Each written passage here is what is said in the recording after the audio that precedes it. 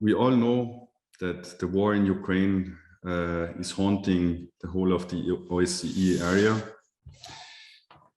putting in question the very parameters the OSCE was founded on and functions on. Indeed, putting in question the very way we used to think security in Europe.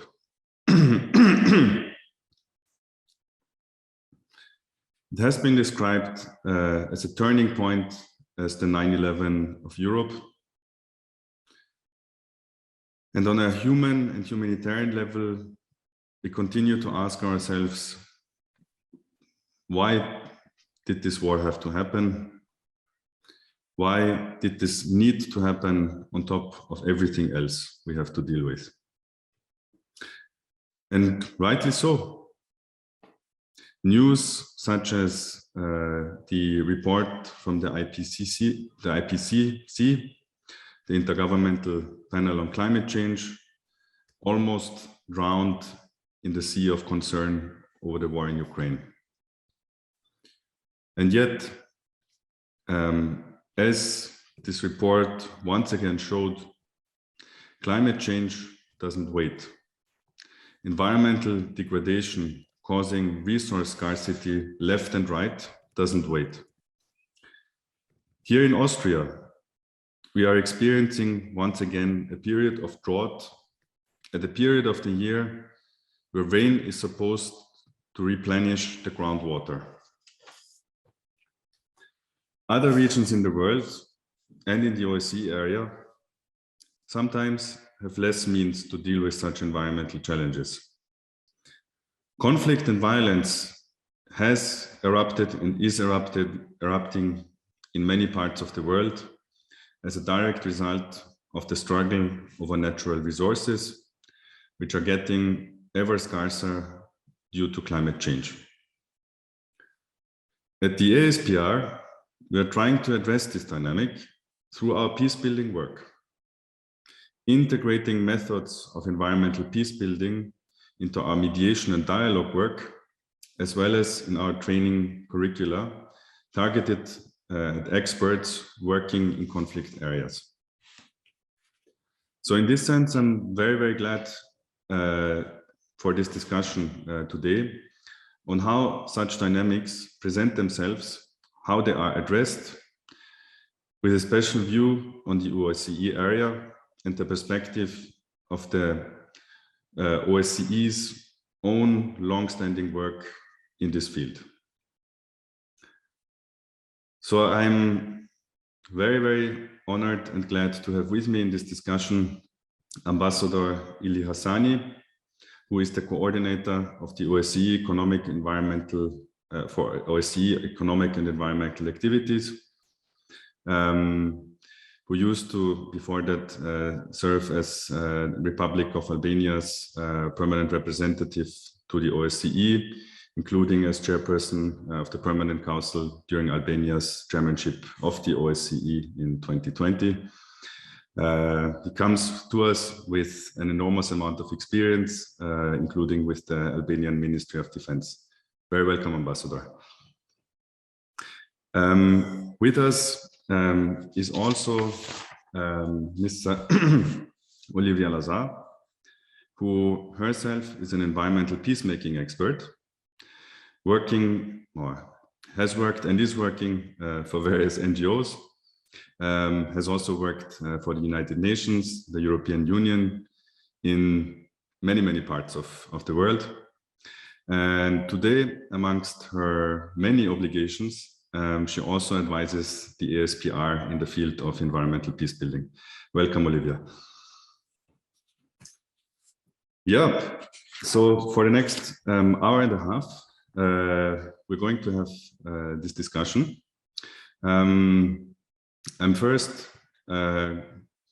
For the first hour, we will focus on the conversation with our two main speakers, Ambassador Hasani and Olivia. But then I'd very much also like to give the opportunity to you in the audience to ask any questions, add comments to the discussion. Yeah, so without further ado, let me be an Austrian gentleman and say ladies first. Olivia, since you also work on the issue of environmental peace building, sort of from a global perspective, another good reason to start with you. So how would you describe, generally speaking, global trends on conflict caused by climate change and environmental degradation? Good question. Thank you, Moritz. I'm very glad to be here, and I'm very glad to share the floor with Ambassador Hassani. So I'd like to maybe start by, let's say, categorizing my answer in 3 different baskets. The first one is how climate change and climate disruptions are affecting conflict dynamics, either creating new dynamics or protracting the existing ones. The second one is also reversing the question, how do conflicts, violence, organized crime contribute to climate change and environmental plundering? And the last bit is about how our responses to climate change in terms of energy transition, industrial transition, may impact also conflict dynamics across the globe. So let me start maybe with the first one. There's been a lot of work over the last 10 or 12 years or so done by really stellar organizations such as CIPRI, Adelphi, and people in the field, you know, such as Mercy Corps and some peace building organizations, really trying to ponder how can we understand climate change as a global and systemic phenomenon in terms of rise in global temperatures, changing patterns in terms of rainfall, in terms of resource distribution, and how is that impacting indeed the way in which people organize themselves and potentially compete for resources. So the very first thing to understand is that climate change does not affect only 1 or 2 geographies. It's a systemic change at a planetary level. And it is one which is unfolding through time and which is going to be more or less bad, depending on how fast we manage to tackle emissions. So that means essentially that we need to think in terms of how the planet is changing, how biophysical fluxes are changing, and how therefore it's affecting different contexts in relationship to others. What we know is that, one, as I was mentioning, there are certain key things that affect particularly water security and food security, especially in what we call climate vulnerable contexts in sub-Saharan Africa, in the Indo-Pacific, in some parts of the MENA region, and in Latin America. Some specific trends which are changing the way in which people live, build their livelihoods, build their houses and habitats, how they interact with each other from a cultural perspective, from a historical perspective. So the more we see changes in rainfall patterns, the more we see changes in, pressure differentials as well, which impact, for example, locust invasions or pest invasions in certain places, the more we're going to see increasing and protracting trends of vulnerability. And this is going to be specifically the case for countries and regions that rely on agriculture and vast areas of water as a basis for how they function, both in terms of livelihoods at individual and community levels. So we're talking, for example, about, the very famous example is the type of conflicts that can exist between sedentary populations and semi-nomadic populations in Africa. But also in terms of national livelihoods and macroeconomics. If you have, for example, whole watersheds that fail because of the way in which rainfall patterns are changing and the ways in which we change landscapes, which undermine the ability of soils to store water, then you're going to have a lot of difficulty essentially maintaining entire sectors such as agriculture, such as hydro energy, such as industrial, water-intensive, industrial activities and things like this.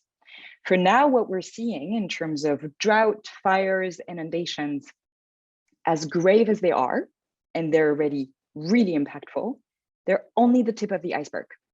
We're in for a lot more biophysical changes that are coming.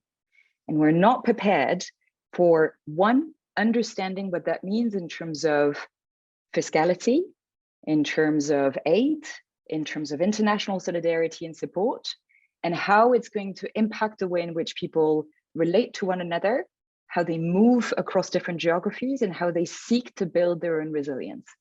The more we preempt that at a global level, in terms of understanding what risks there are, et cetera, and preparing for them, preparing in advance for disaster management, and tackling some of the drivers that are out there, in terms of environmental plundering that contribute to climate change, the more we're likely to be effective. The second thing I want to talk about is indeed this relationship, which, we flip things around, where conflicts may contribute to climate change. And for this, we need to look specifically at regions which are well endowed in natural resources, particularly vast forested areas, wetlands, biodiverse areas, et cetera.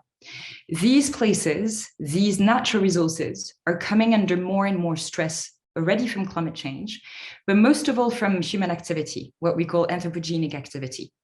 They are very often part of conflict economies. I've been, for example, a lot of times in Eastern Congo.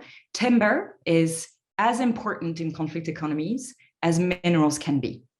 And we're seeing more and more deforestation, which are causing, loss of biodiversity in the area of Eastern Congo and making soils a lot less resilient to climate disruptions and therefore less able to store water. But we're also seeing interregional consequences. So the more we cut down forests in Eastern Congo, the more we're cutting down rains in the Ethiopian highlands, which feed the flow of the Nile, because rainfall patterns actually depend on vast forested areas of the Congo Basin. And this goes for the Amazon Basin as well, and the wet forests of Asia.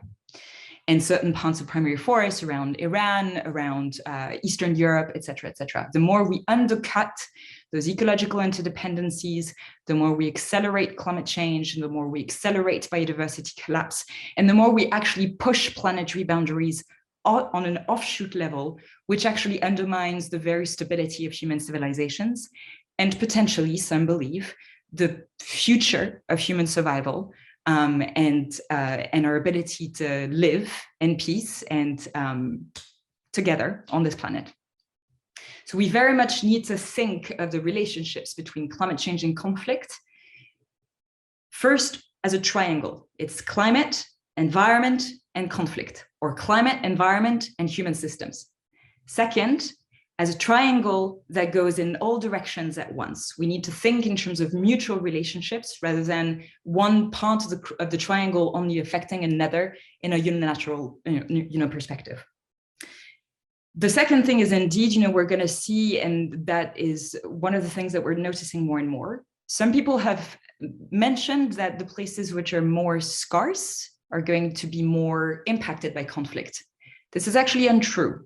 The places that are more impacted by pockets of conflict are the places where we find relative abundance.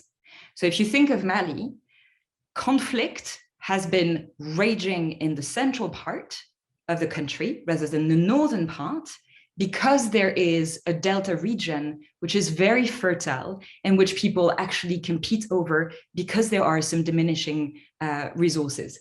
So this is really important to try and sort of look at the planet in terms of looking at where we may concentrate some of our interventions.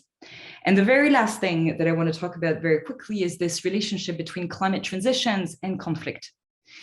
As it so happens, in order to decarbonize and to digitalize, these are the objectives of OECD countries. We need a certain set of critical materials that are listed in various economies. They're usually like in the range of 30, 35. We're looking at rare earths, lithium, cobalt, copper, borate, et cetera. Outside of China, they're massively concentrated in key areas of the globe that are actually fragile or conflict affected. And in order to decouple our economies away from greenhouse gases, we need to recouple them with material intensivity and extractive industries. That means that we're going to see essentially a new wave of industrialization affecting massively conflict and fragile zones and potentially feeding into predatory behaviors, corrupt behaviors, as well as economies that trickle up rather than down. At a moment when essentially we need to have a lot of resilience building and adaptive policies to build adaptation and resilience in the most climate vulnerable countries. So these are the three different elements of global trends that we can think of when we start thinking of climate change, environmental plundering, climate transitions in relationship to what type of conflictuality, I'm going to use a French word here, what type of conflictuality we're going to see, what forms of violence are we going to see emerging as a result of what pressures and drivers, and how systemic is conflict or violence going to become in a climate disrupted world, especially when we start looking at all the places that are indeed relatively abundant and that host all of these critical materials that we need for the decarbonization, and very often also host the ecosystems that we need to stabilize the global climate regime. So we're facing a new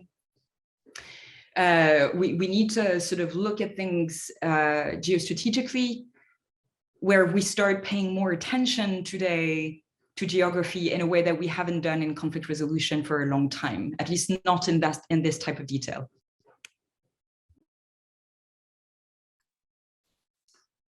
Thanks, Olivia. This is not the first time I've listened to you, but every time, yeah, I get impressed by both how interesting these dynamics are, and at the same time how scary they actually are. Could I ask everybody to please mute yourself? Thank you. Yeah, so thank you for giving us this very global perspective, both in the geographical sense of the word and in the thematic sense of the word. Let us now perhaps turn to Ambassador Hassani and zoom in a little bit on the OSCE area, which is, of course, as all of you know, a very, very vast part of the globe. It covers basically the whole northern hemisphere of our planet Earth. Many of these dynamics that you presented here are starting to occur, will occur in our area. The OSCE, of course, has dealt with this question for decades. It's, in fact, the economic and environmental activities of the OSCE are one of the three key focus areas or priorities of the whole of the organization. But before turning to questions of what different actors, including the OSCE, do and have been doing in order to address these dynamics, Ambassador, maybe you could explain us a little bit, sort of from a geographical perspective, where in the OSCE area do such dynamics play out the most, and how is this the case? So, Ambassador, if you could share a couple of words on this. Absolutely, and let me start, Mr. Ehrmann, for thanking you so very much to making me part of this this discussion with ASPR colleagues and Ms. Lazard, which I really much appreciate. It's a nice Friday afternoon here in Austria, but there are so many things, as you said, going on. The conflict, the war in Ukraine is deeply affecting not only our work but also our thoughts and plans for the future. And it's something that we should follow carefully with all its implications for the future. But let me follow where you started in 1975, when this organization was firstly concepted as a conference for Security and Cooperation in Europe. It encompassed, as you said, almost the entire Northern Hemisphere. We have a variety of participating states from the United States and Canada, from Northern America to the entire Euro-Asian area. And with all its implications and complications, we're talking about countries in all these 47 years of existence of this organization with different agendas in their political domain. But since the beginning, since 1975, the economic and environmental dimension, the famous second dimension, was mentioned in the Helsinki Final Act, and that is an integral part, an integral component of the OSCE's comprehensive approach to security. Climate change, fortunately, is no longer considered as only an environmental issue of the OSCE. Now it is perceived of having multiple complications for the environment, the economies, the broad sustainable development, human rights, and not forgetting peace and security. So the thing has evolved during the years by not staying only as foreseen as an environmental issue. And as you mentioned, dear Mr. Ehrmann, a couple of weeks ago, in the end of February, the Intergovernmental Panel on Climate Change released the latest report, where authors by hundreds of authors, hundreds of climate scientists across the globe confirmed that climate change is a threat to human well-being and the health of the planet, and that any further delay in concerted global action will just miss the brief, rapidly closing window to secure a livable future. And the same body had another report last August mentioning that climate change is widespread, is rapid, is intensifying, and no region in the Earth is immune. And there is, when I speak about the OSCE, there is all this composition of North America, Western Europe, Western Balkans, Eastern Europe, Southern Caucasus, Central Asia, sub-regions of the OSCE are all affected by it, and there is no exception in what we do. To my humble understanding, scientists generally agree that climate change does not directly cause conflict on its own yet. But indirectly, climate change multiplies the risks that contribute to insecurity by exacerbating existing social, economic, and environmental factors. And in this context, we in the OSCE approach the climate change challenge from two perspectives. First, climate change is a risk multiplier that may lead to possible tensions and conflicts. And second, cooperation on climate change can contribute to good neighborly relations, conflict prevention, and confidence building. These are what the OSCE spends lots of energies in. And in this letter, the positive narrative of cooperation that we've been mainly focusing in our climate-related work in the OSCE is already developing. In December of last year, during the ministerial of the OSCE, the 57 participating states in Stockholm made a big leap forward by agreeing on a decision on climate change. And I'm grateful to the work of the Swedish colleagues last year that made this incredible work to make the 57 participating states of the OSCE agree on a subject that had no consensus prior. And we all know that consensus-based decision is challenging, especially in organizations like the OSCE, because we have participating states with diverging views and priorities, with different setups of what is perceived by the definition of democracy, the definition of rule of law, the definition of market economies, and we differ on that. And if we see the whole current dynamics, I think we not only differ, but we we are antagonistic on the views. Participating states of the OSCE are antagonistic on the views on many issues. And this is not only the OSCE, I would say it's a suffering of the entire multilateralism at least in the last decade. We're not anymore in the prosperous, forward-seeing early 90s when after the fall of the Berlin Wall. We're facing a different dynamic, but this is for another discussion.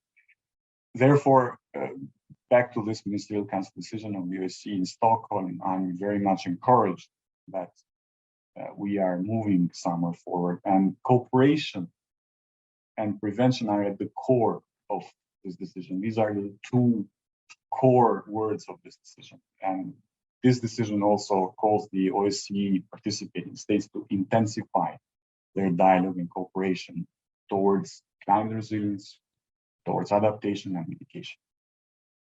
And against this background, our work in the field of climate change has two tracks. The first has started in 2007. The OSCE has been providing a platform for formal and informal dialogue on climate change and its possible implications for security among the participating states, but also with our Mediterranean and Asian partners. And second, for more than a decade, the OSCE, together with our participating states in Central Asia, in Eastern Europe, in the Southern Caucasus, and in the Western Balkans, and in collaboration with international partners, have also been implementing activities on the ground to raise awareness and to assess and address potential security risks stemming from climate change. And as a final reaction at this phase of the discussion, let me share a personal thought on the OSCE, what I personally call the OSCE paradox, which is not only on environment and climate change or in the work of our organization, but members, participating states of the OSCE are the leading countries in the world in terms of everything that is being discussed in the second dimension, economic and environment. We have the countries of Northern Europe, the countries of the European Union, the countries of Northern Europe, or partners like Japan, South Korea, Australia, Israel, that are leading countries in the world in terms of the work and the endeavors in anti-corruption, trade, connectivity, migration, climate change, energy security, water management, and so on and so forth. Bits and pieces that are part of the portfolio of the office that I lead. On the other side, we have countries that need to do more and need more partnerships, that are countries of Western Balkans, Eastern Europe, Southern Caucasus, Central Asia, the partners from Southern Mediterranean, or like Afghanistan is also a partner, a nation partner for the organization. But even that, somebody would have thought that many good things could have happened due to the fact that we have leading countries of the world and some that really need to push on things. Not much is happening because of the political implications, because of the entire suffering of multilateralism that I just mentioned, and even that we might think that maybe in this direction countries can do more. Not much is happening, and that is why we're trying to emphasize as much as possible good efforts. And for this, I also would like to thank you for this opportunity and putting this good setup of people together in this discussion. But I'll stop here. Thank you, Ambassador, especially for this. For all these explanations, but especially for these frank words at the end of your explanations. Yeah, we should all be aware of this, really. Olivia, so now thinking that even in an organization as complicated a consensus-based organization, such as the OSCE, a ministerial council decision on the effects of climate change was possible only last December. So from your experience as a practitioner, as somebody who works in the field, in the most literal sense of the word, on the issue of environmental peace building, what is the approach of environmental peace building exactly? How does it help to address the effects, or so this triangle that you described on climate change, environment, and conflict? Thank you, Moritz. Before I start answering more directly your question, I'll just make a comment, if I may, about what Ambassador Hassani was saying about the fact that, not much is happening. I think that this can be said actually of a lot of organizations, let them be regional or international at the moment, even though there is a growing consciousness about the fact that climate change is a fundamental threat to the viability of human civilizations and human life.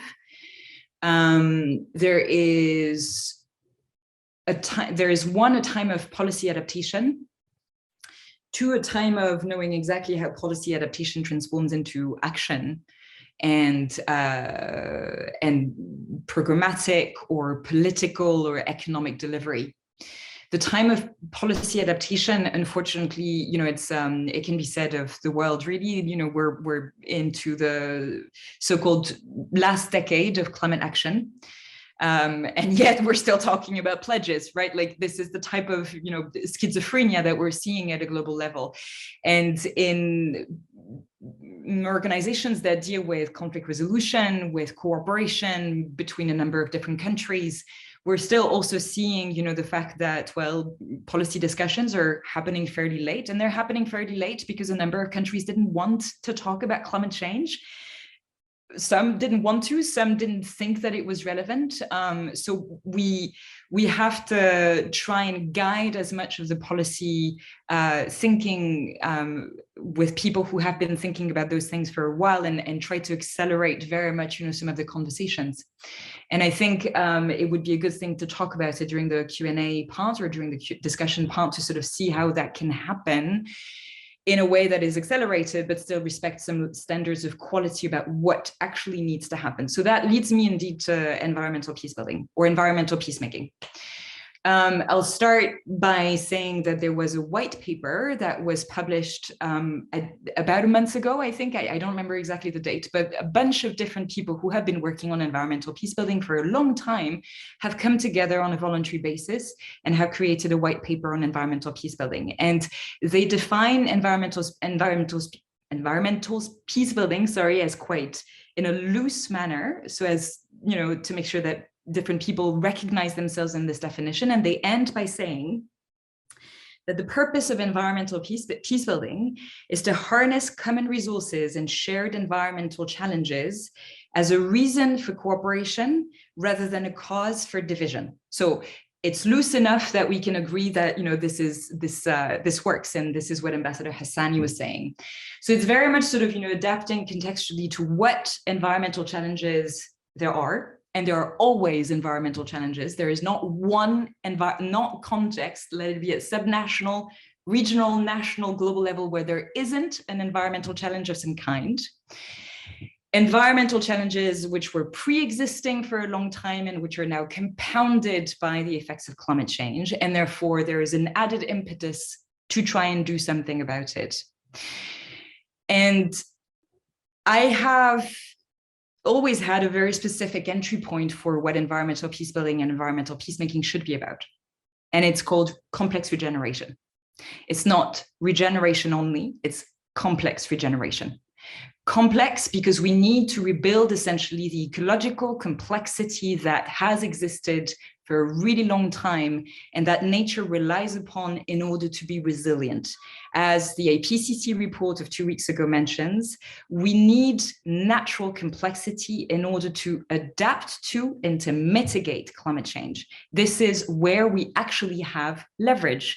And this is for a long time what the people working on the so-called climate security agenda were missing, maybe in terms of action lever. They were, equating climate change mostly with the release of excess greenhouse gases into the atmosphere as a result of energy and industrial activities, so mainly concentrated in OECD countries, rather than looking essentially at climate change as a very complex phenomenon and one of the many ecological crises that we're facing. And the entry points, the ways in which we can act altogether is not just through reducing emissions, but also strengthening nature, strengthening terrestrial and marine ecosystems that help to regulate the global climate regime, and that we are changing as a result of a number of different processes. Land conversion for agricultural purposes, urbanization, non-climate sensitive agriculture, industrialization, et cetera, we need to start changing this, and we need to start shifting the whole of our systems to serve the purpose of complex regeneration, which reinforces ecological strength and resilience and works in each and every context within the human systems that are in place in any given environmental, context. And so that means, I'm trying to sort of collect my thoughts at different levels.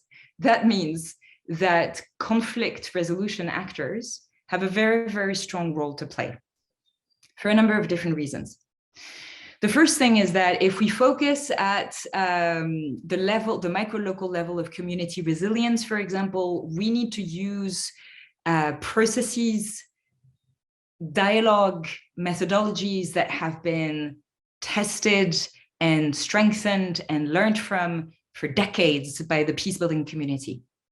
So rather than saying, okay, we do regeneration as in we plant millions of trees, which one are often not contextually appropriate because of ecological dynamics, but two, planting different trees is not going to help if you have people who essentially use, those trees as fuel or anything, or who want to cut down the trees. You need to make sure that whatever regeneration you do it through the vessel of human dialogue and processes that are ensuring that whatever regeneration you put into place, it's going to last over time.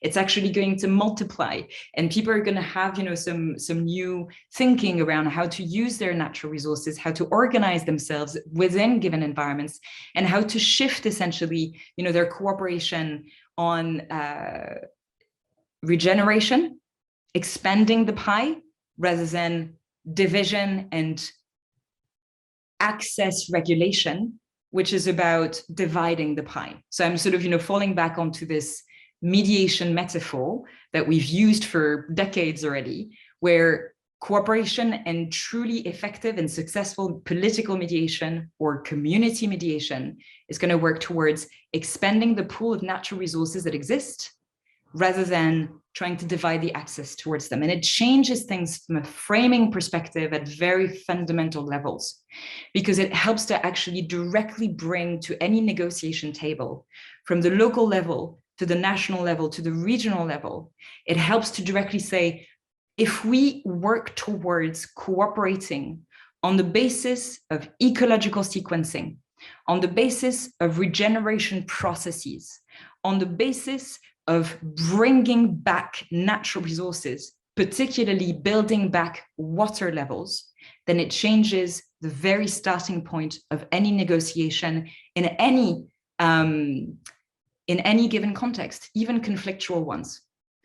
So the role of environmental peace building is obviously to start looking at any given environment and identify what are the problems of organizations, or how people, organize themselves in a given environment, how they use their natural environment, and therefore understand if the way in which they use their natural environment is strengthening ecological plundering or rather regenerating environmental resilience. And from there, having identified the ways in which environmental factors may contribute to human conflict or political conflict, the ways in which we can change also certain economic activities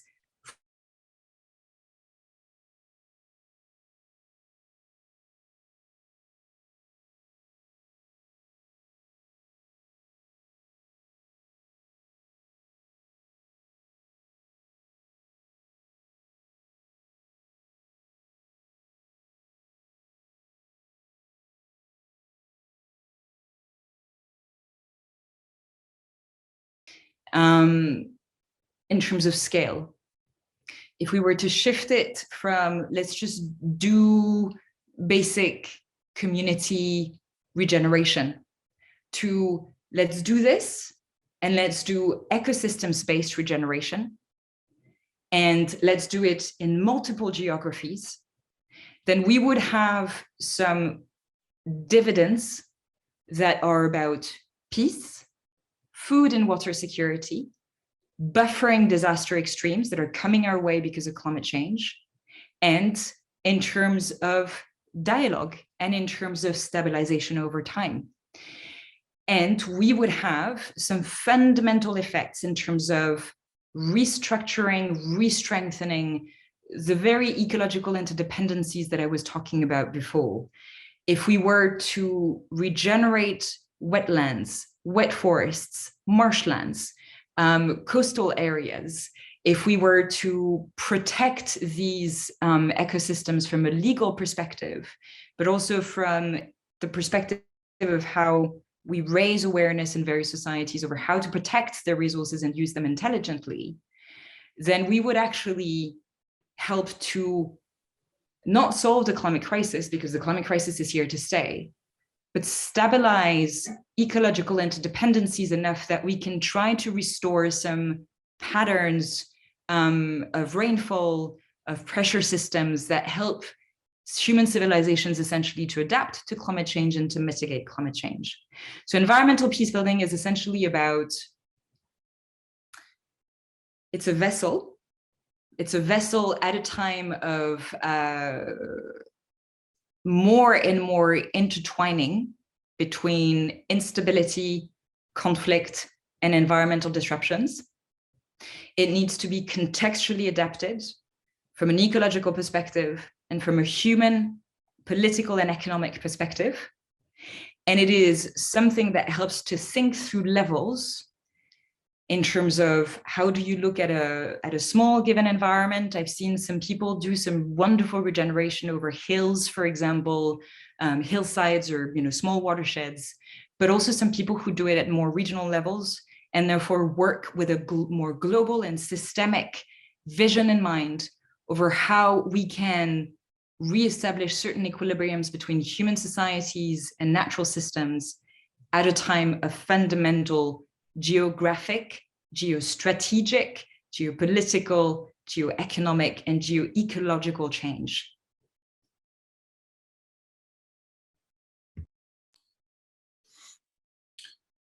Thanks a lot. Again, a very, very comprehensive answer, and indeed inspiring. I mean, showing us what is possible or what could be possible to do in response to, yes, some dynamics that to many of us seem overwhelming, and on a global scale they certainly are. It is nevertheless reassuring that if we break it down and if we act strategically, there's really so much we can do. Now, of course, you mentioned the word cooperation, moving from competition to cooperation as being at the very essence of environmental peacemaking or peace building. So, Ambassador, the OSCE, of course, has the very word cooperation in its very title. So, how does this present itself in the complex functioning of the OSCE, but also sort of moving outside of the organization itself and to the relations between countries in the OSCE area themselves? Is this something that can be observed from a practical perspective, that cooperation is possible over such an issue as environment or the fight against climate change? Thank you, Mr. Ehrmann. And I think Ms. Lazard set exactly the scene of where we are, and OSCE definitely thinks and navigates through exactly the same thoughts, but with one element that I wanted to add, that I mentioned even before. This decision on the Ministerial Council decision of December, it's a turning point, because until then the OSCE was navigating into non-consensual waters. The organization was dealing with issues of climate, was dealing with matters regarding climate change.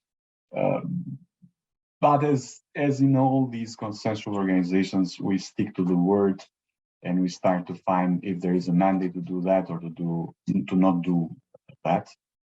Fortunately, this Ministerial Council decision puts climate change as part of the work of the organization and makes the necessary link, because, as you said, Mr. Ehrmann, cooperation is the word of the title of the OSCE, but there is another word that is security. And this is a security organization. Therefore, why should we discuss on climate change where there are other very much more professional organizations that deal exactly with climate change? Our niche is the link that we have to security, and the comprehensive approach to securities of the OSCE is very, I think it's very well placed to deal with climate change, because of, if I may put it on, three main reasons. The first, as it was said many times, and I'm not reinventing it, climate change is affecting everything, from geopolitics to financial systems, from capital flows to migration, from health to ecosystems, to mention a few. And such a crowded and complex risk landscape requires integrated approaches by multiple policy communities. That's why I mentioned the OSCE's comprehensive approach to security can help in bridging the divides between different policy areas and actors. Because, as I said earlier, the composition of the 57 participating states is not a like-minded setup of 57 participating states. We have our distinctive diversities. Second, I think that exactly based on this distinctive diversities, with the broad and diverse membership, the OSCE can provide a unique platform for dialogue on some geopolitical issues related to climate change and of global significance. To what extent this would continue to be valid in the future of the OSCE, I don't know. I hope that will not change with the current situation. And third, the OSCE has an important tool in its hands that shouldn't be forgotten: the field missions, the field operations.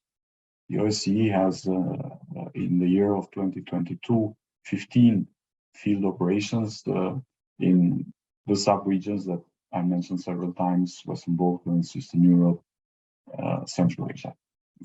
They assist the host countries in analyzing and monitoring climate-related risks, providing early warning and taking early action, while also fostering the local capacities.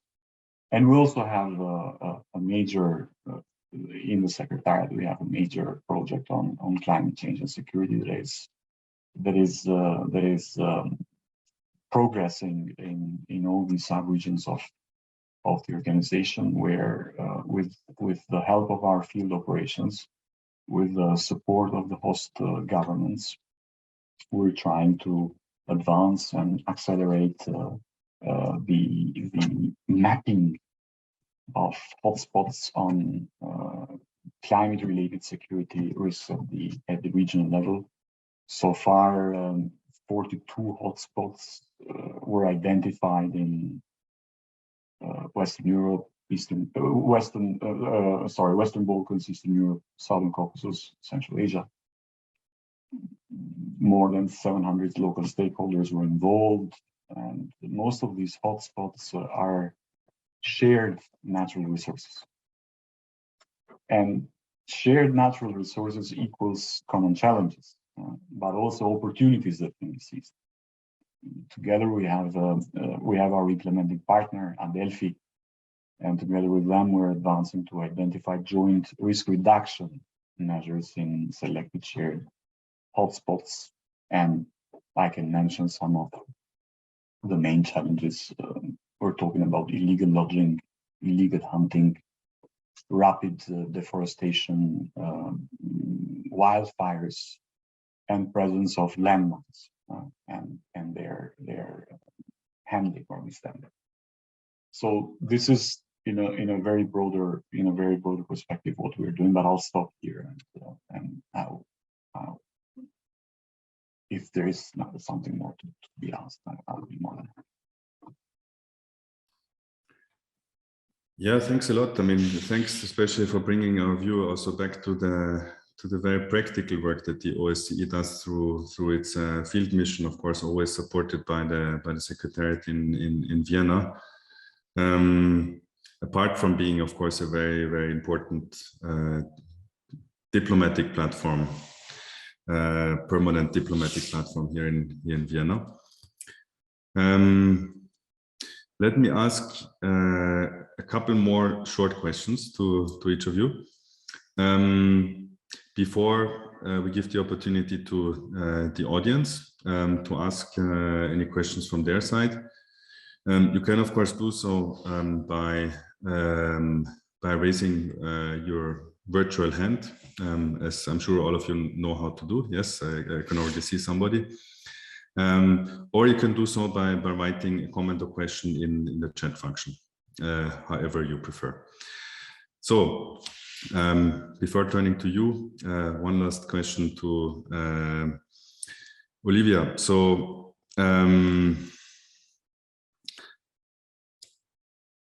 we have heard the inside perspective of somebody working in a very concentrated way on the issue of environment, climate change, and the link to security from a regional organization, the most relevant regional organization that I think exists on our planet. So from your perspective as an expert, but also as somebody who has worked for international organizations herself, what do you think is the value added, the role, but also the limitations of what such organizations can contribute to the work on environmental peace building? Thanks, Moritz. I think I'll focus on the role rather than the limitations, because Ambassador Hassani has already talked about some of the limitations which have to do with political worldviews or dissensions that may prevent potentially transformative work from taking place. And that's most of the time where I see the limitations. There are others, and they're essentially the flip side of what I want to focus on.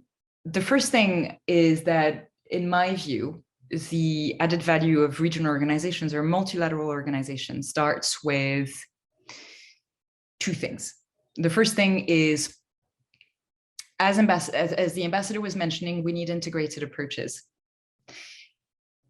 We like to use that term a lot. How in practice it is implemented is a whole different question. What does it mean to pull together truly effective integrated strategies to face up to the might of challenges that we're facing today in geopolitical terms, in ecological terms, in climate disruptions, et cetera, we need to have a rethink of whether or not our current toolbox, our current processes and institutions are up to the task. And if they're not, we need to identify essentially how to strengthen them, going from the low-hanging fruit towards the more ambitious type of vision that we need to put into place. So the very first thing that we need to do is take stock of what are the challenges that each and every organization is facing. So in the case of the OSCE, there is a very defined geographical scope. What are the challenges in that particular region that we're facing? And the ambassador was mentioning some of them in terms of hotspots, in terms of different dynamics and transboundary management, et cetera, et cetera. If there are already some initiatives, programs, policies that are being put into place to try and tackle them, we need to identify the lessons learned, and we need to identify why and how some things which are being put into place are not working. That requires another two things. One is new sets of competencies, and I've been arguing for this for I don't know how many years in the EU's bubble. But if you want to start talking about mediation and environmental peacemaking, then you're going to have to rely on people who bring up new competencies that we haven't relied upon before. I'm talking about people who do ecological design, hydrological design, landscaping design that are about retaining water rather than trying to divide access to resources. And we're going to have to better study, and this is really important, and I believe that this is, parts of the future of environmental peacemaking, how we bring together those technical components, these new components that are about combining local action and global climate action, how we marry those technical know-hows, competencies into political, economic, and social sequencing. What kind of societies do we need in order to rebuild resilience and in order to provide new frames for transboundary management or conflict resolution or stuff like this? And the second thing that we need beyond the new competencies is data and analytics. President von der Leyen in the EU mentioned this in a different setting as part of the State of the Union address. She was talking about the situational room, situational awareness room. We need new types of data and analytics that feed into what are the multidimensional security dynamics that we're facing. There are some geopolitical dynamics, there are some human security dynamics, there are some social and economic drivers of tensions, and then there are the ecological and climate disruption ones. And we need to have a picture of this. And that means having, a lot more investments into what type of multidisciplinary team and assets you need in the room, and what type of specific information streams, databases, and data collection tools you need in order to have a proper picture of what you need to address and with what sequence. And then on the basis of a really, really good and really strong, new type of analytical system that, brings together a number of different disciplines, old or traditional and new, then we can start thinking, okay, so what are the different levels of action? And what are the physical interventions that we need to implement? And that's the part that has been missing from the conversation for a really long time. Regeneration has been integrated in local peace building, projects via UNEP, for example, in different regions, but it always stays, as I was saying, very often at the community level, which is good. We need to retain this. This is not to say we discard this, but we need a different level of thinking. We need a different scale of action. That means that we need budgets. We need, new types of methodologies and people who are ready to go and work for some time in the field to do landscaping design, to do political mediation, really well supported political mediation with good process design and, dialogues at various levels. So it requires a whole new thinking about how we open ourselves up to rethinking our relationship with the environment and with nature, because that's what's at stake. How we do it, not just through a very small window of time. We can't support environmental peacemaking for 6 months. We need to do it on the span of years, but starting with very, with a sense of what do we need to achieve within 6 months, within 1 year, within 2, within 5. And then how we learn from this. So it's almost, in the peace building world, we've talked for a long time about this notion of research action methodologies. How do you pilot something and how do you set up piloted programs that have research capacity embedded into them so that we know exactly how to adapt on a constant basis in a very fast way? And this is what is needed, again, considering that we're in 2022, 2030 is 8 years away. From a policy cycle, for policy business cycle perspective, this is just a lightning bolt. We need to change the way in which we do support policy design, policy implementation, programmatic implementation. That means that we need a lot more HR resources, we need a lot more budget, and we need people who can think in very strategic terms, not just in business as usual terms. Thanks. So again, before turning to the audience, maybe a sort of follow-up question to you, Ambassador Hassani, on some of the things that Olivia just highlighted that sort of need to be taken into account, or that need to be there in terms of being able to effectively address the challenges related to environment and climate change. Of course, I mean, the sort of integrated approach that Olivia referred to is, at least from a general perspective, something that the OSCE can offer. The terminology of comprehensive security has been mentioned by you. It does mean a lot. I mean, it does mean that the OSCE can create all the necessary links between different factors that need to be taken into account on a given subject.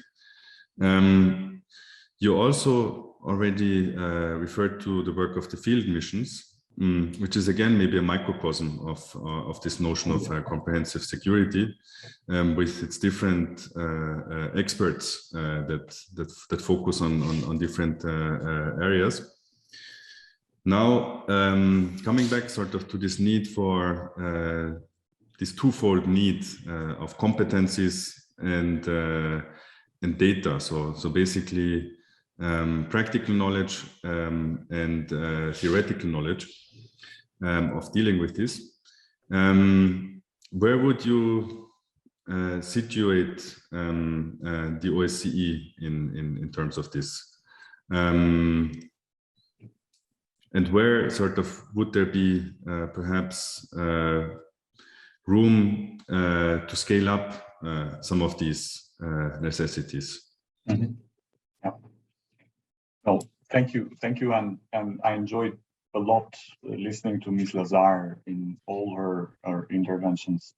The OSCE offers multiple opportunities for improving the livelihood of people who depend on natural resources, for instance, through sustainable tourism, or for creation of a joint biodiversity protection area. All the challenges and opportunities have implications for climate adaptation, as well as for the security and stability in the region. I can give you one example, because sometimes examples illustrate and make the discussion more observable. In Southern Caucasus, in 2021, we, the OSCE, conducted a consultation process on climate change and security through two parallel processes between Armenia and Georgia on one side and Azerbaijan and Georgia. Two parallel tracks.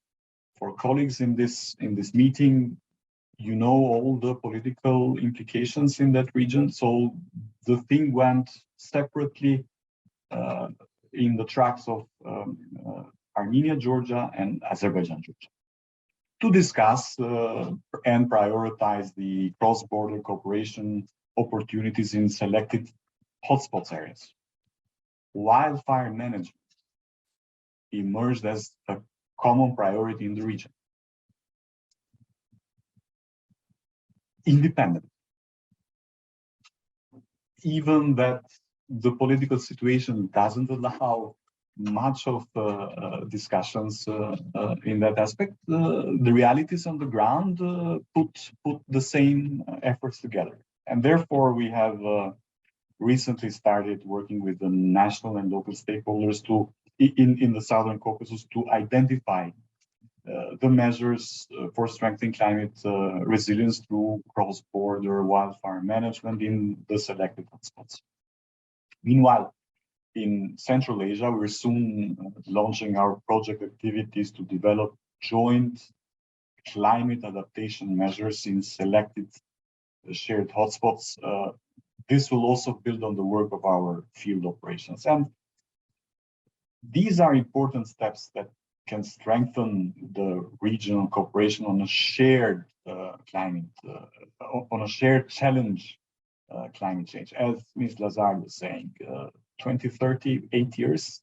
What are 8 years in terms of humanity? They are not even a second if compared to the human life. 8 years are a blink of an eye, and we are so late on that.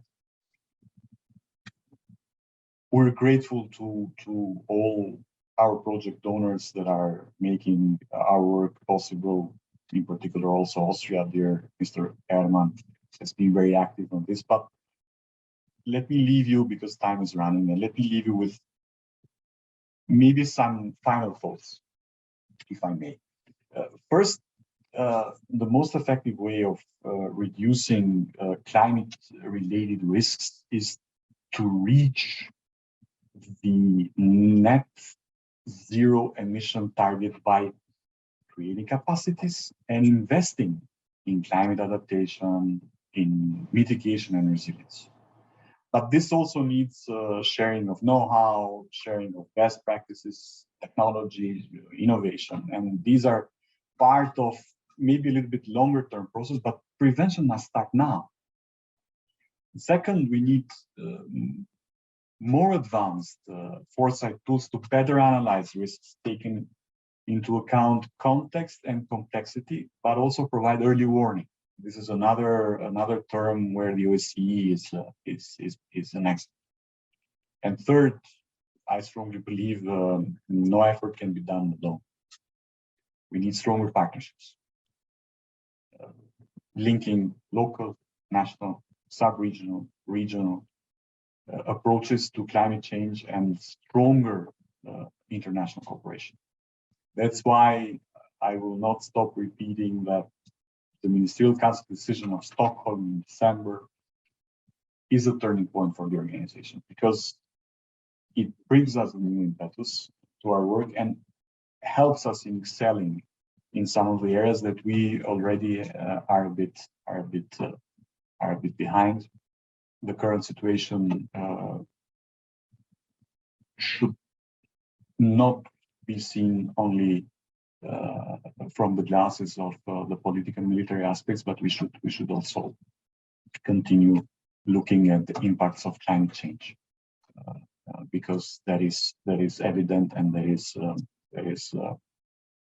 problematic, very much problematic. But I'll stop here, and I hope this discussion will continue. Thank you.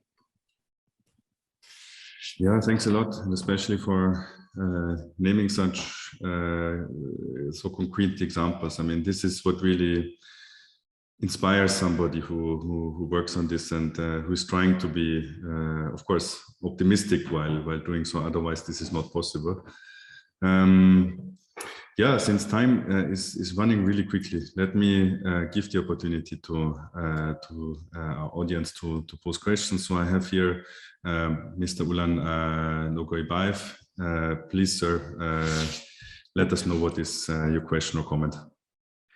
Thanks a lot. Yeah, Ulan Nogoibaev, I'm from Bishkek, Kyrgyzstan. Actually, at the time being, I'm dealing with migration issues, but for the past 6-7 years, I used to deal with sustainable development. What is sustainable development? It's about economy, ecology, and social issues. And of course, thanks a lot, first of all, to Olivia and Ambassador Hassani. It was interesting, yeah, and it was useful. But let me share some my ideas and thoughts from our region, Central Asia. As you know, Fergana Valley is famous because of its population density, first of all, and the population, the high density of the population brings a lot of problems. And one of those problems we face for the past 5-10 years is water resources.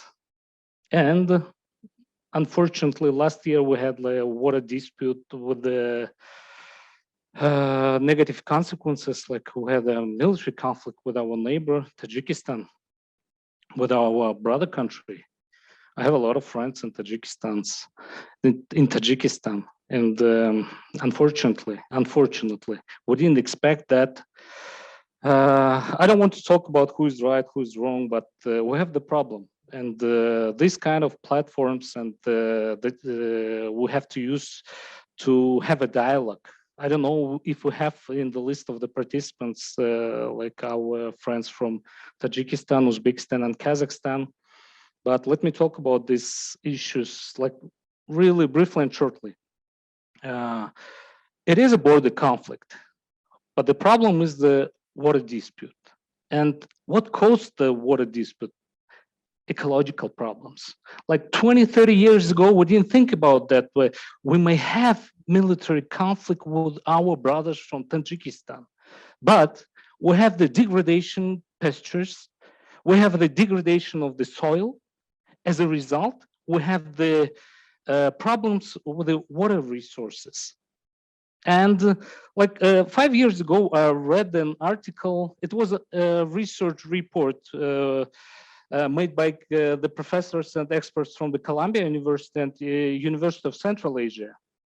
And they talked about the possible conflicts of Tajikistan and Kyrgyzstan with downstream countries, Kazakhstan and Uzbekistan.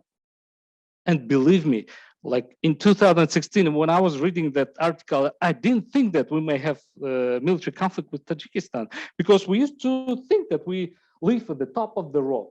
We are the kings of the water, and we don't have these kind of problems. But no, unfortunately, in 2021, we face these problems, and even today.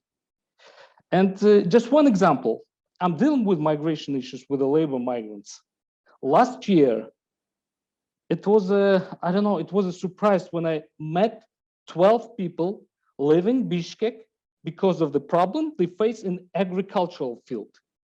When I asked about that, what was the problem, guys? You're going to Moscow, you want to find a job, blah, blah, blah. It's like COVID-19. It's hard to find a job while living, you have your own business, they said. We faced in 2020 and 2021, they faced the problem with irrigation water. I mean, it's unbelievable. Chuy Valley, Bishkek, and we have the problems with irrigation water. And these 12 people left Bishkek because they have the problem with irrigation water. And they have loans from the private banks, and they have to pay back. So they need to go and work the whole winter in Moscow, in a food delivery, in taxi, as a taxi driver, and blah, blah, blah.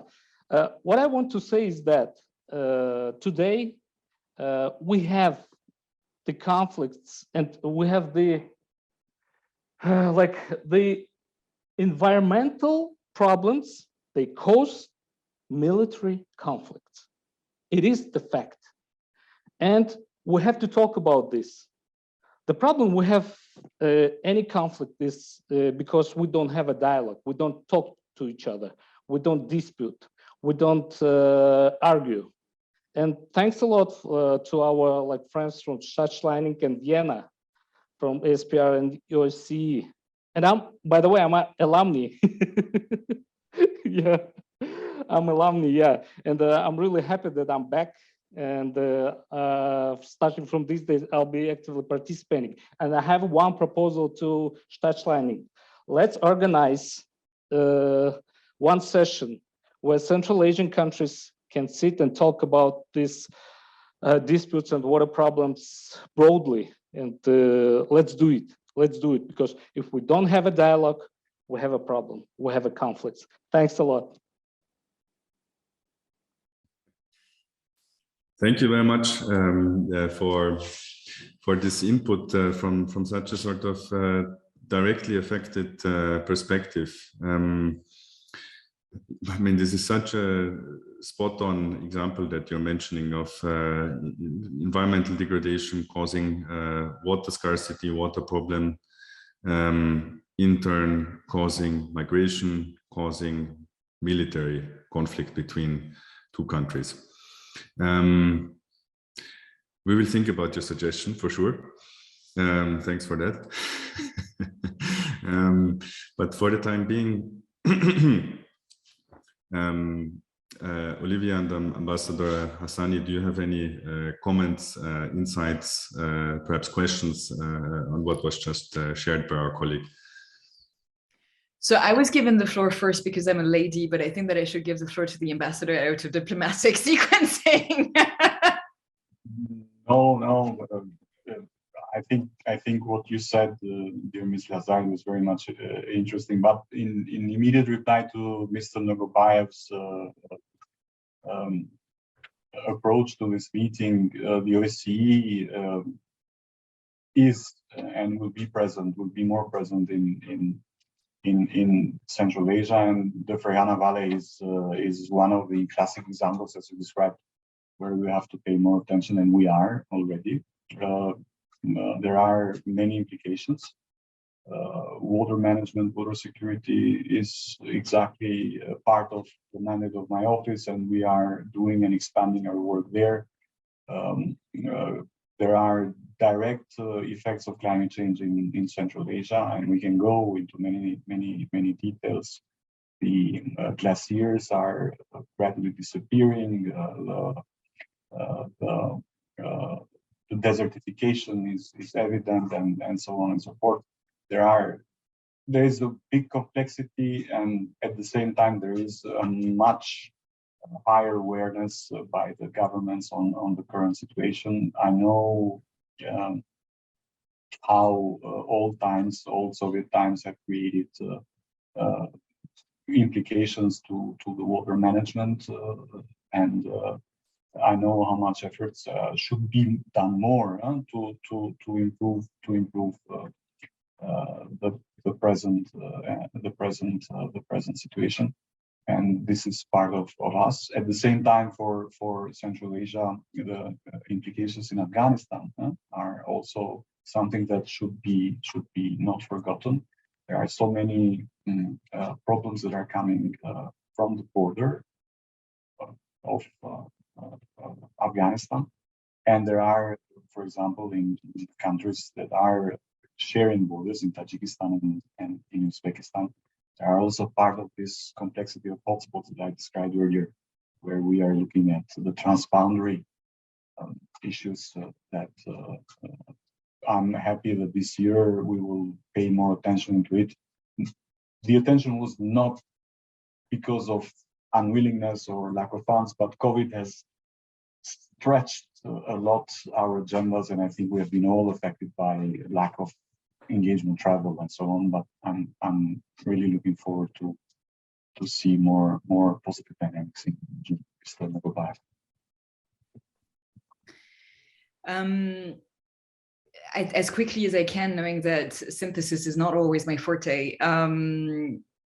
So I don't know the Central Asian region. I know that this is one area of the world where water diplomacy and complex regeneration is needed for a number of different reasons.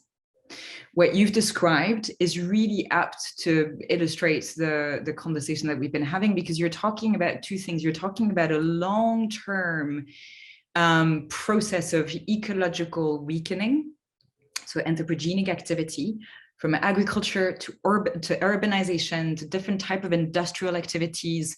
I imagine also fossil extraction, which has, made soils a lot more arid, and at the same time, and it was also highlighted by the ambassador, there is an effect essentially of climate change, which is already impacting the Central Asian region, and it is impacting it quickly for two reasons. One is that it is ecologically depleted, and climate change will have very severe impacts where there's been very active levels of desertification and depletion of what we call water retention landscapes. So it's exactly what you've been describing.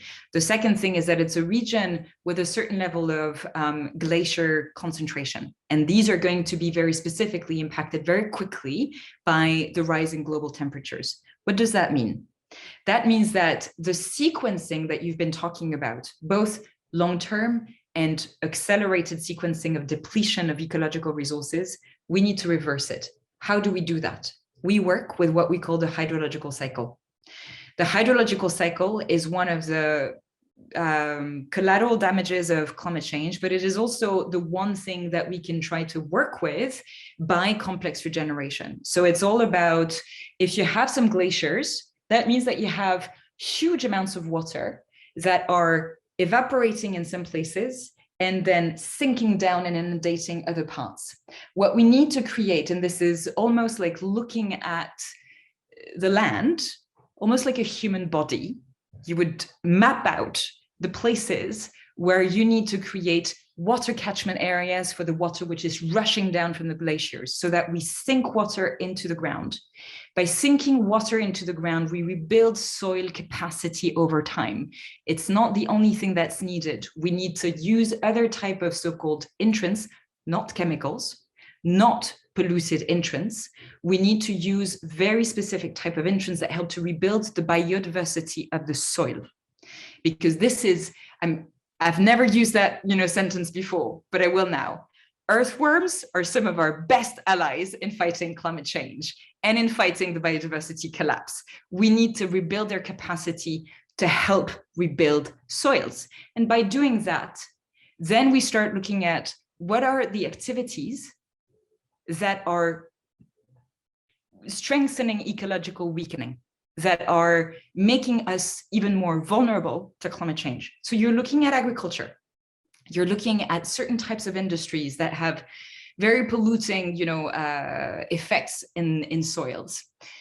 You're looking at a number of other, practices, including in the way that waste management is done, that we need to shift. We need to, it's not as if we needed to stop industrial activity in the Central Asian region, but we need to find some ways in which to accelerate technological developments that do not help just with productive profits, but also help with rebuilding essentially ecological management. And this needs to very much be part of the conversation as well. What I want to drive across as a point, therefore, maybe even adding to some of the things that I was saying before, is that we need to reconceptualize this notion of security. In that context of Central Asia, now you talk about insecurity and military interventions with a backbone of ecological depletion and ecological drivers. We need to address this very specifically, so we can even address military cooperation on the basis of complex regeneration. And there are some countries in the world that do that. I'm going to also mention the fact that China has been using its military resources and staff to do complex regeneration in its own country. This is part of the future of how we need to do military redeployment on the basis of soft kind of security or ecological security, to use equipments, boots on the ground, quite literally, to do complex regeneration, water retention landscape, and to do preemptive disaster management. And this is really important in the context of climate disruption. The second thing is, if we start adopting a multidimensional understanding of what security is in climate disrupted worlds and futures, then we need to start looking at what are the anthropogenic activities, economic activities and sectors that need to be shifted in scope and shifted in their objectives so as to ensure that they can continue to support human livelihoods and civilizations 5, 10, 20 years from now. And I'll add one last thing. The Central Asian region is very well endowed in certain critical materials that I was mentioning before, which are necessary for the decarbonization race. This region of the world needs to be very careful at how it exploits its own natural resource endowment in the face of climate change, because it needs to mitigate two objectives. One is to help the world and itself or themselves in decarbonizing. So that means that we do need to extract some of those resources, but we should not do that at the expense of your own regional security and at the expense of ecological integrity in the area. Thanks a lot, Olivia. Very interesting. Yeah, thanks a lot. This almost concludes our discussion. So remains for me only to thank our two speakers. Thank Ambassador Hassani for, pointing out to us and also reminding us that the OSCE does have the possibility to advance on a policy level. And this concrete example of the Ministerial Council decision of last December is such a good example of this. But also, of course, for reminding us the value of the OSCE in practical terms through the field missions. And thanks so much for the very concrete examples you gave us there. Olivia, of course, also thanks so much for your input, for your enthusiasm also about the subject. Thanks also for the extremely concrete proposal of strengthening the capacity of earthworms. We're going to take that into account. Yeah, so we have something to go forward with.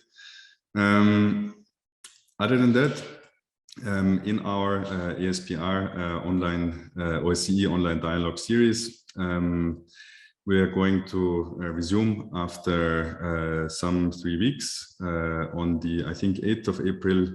We're going to have our next session. Of course, due to the continued relevance of the security situation in Europe, we're going to have another look at that, although from this time a bit of a different perspective, from a perspective of what answers to this crisis the work of peace building, mediation and dialogue might give to this very complicated situation. So I'm looking forward to seeing some, or hopefully many of you in our next OSCE online dialogue format in 3 weeks from now. For now, thank you very much and enjoy your weekend.